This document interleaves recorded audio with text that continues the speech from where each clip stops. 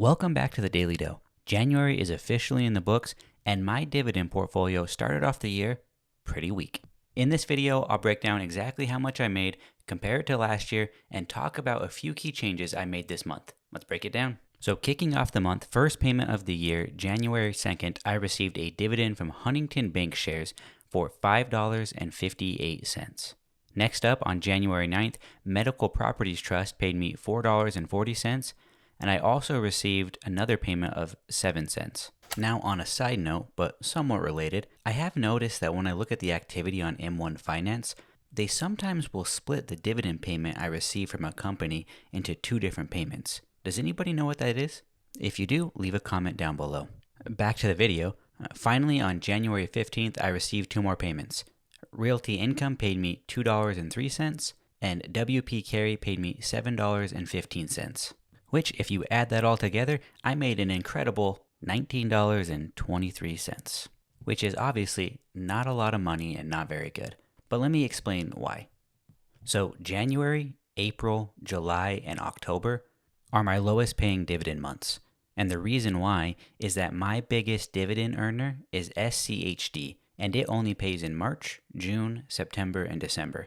Now those months make up the majority of my dividend income. So if I want my dividend payouts to be a little more consistent across the board, I need to start adding to my other holdings. But for now, I'm still prioritizing my ETF slice. I want to get that to $50,000 before I focus on balancing my income. Once I hit that number, I'll start looking at adding more individual dividend paying stocks to smooth out the income gaps in months like this.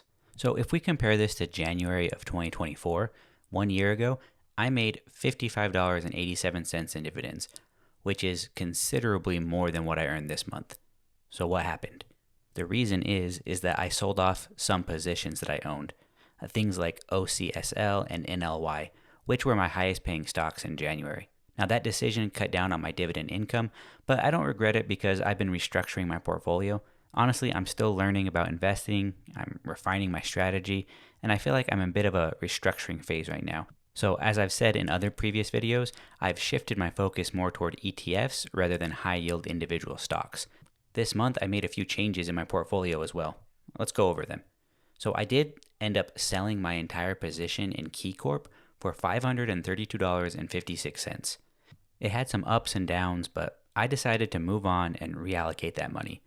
What I did move that money into was I had purchased SCHG, 10.00212 shares at $27.76 per share for a total of $277.65 invested.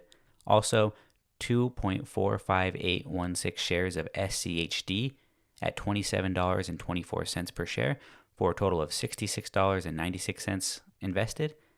And then I also purchased 0.38197 shares of VU at $536.55 per share for a total of $204.95 invested. And then at the end of the month, I took all of the dividend income that I received and I added a little bit more SCHG, 0.69881 shares at $27.89 for a total of $19.49. This wasn't a huge month for dividend income.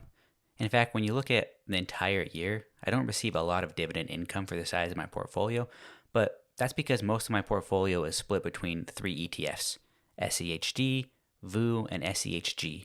Out of those, only SCHD is a dedicated dividend ETF.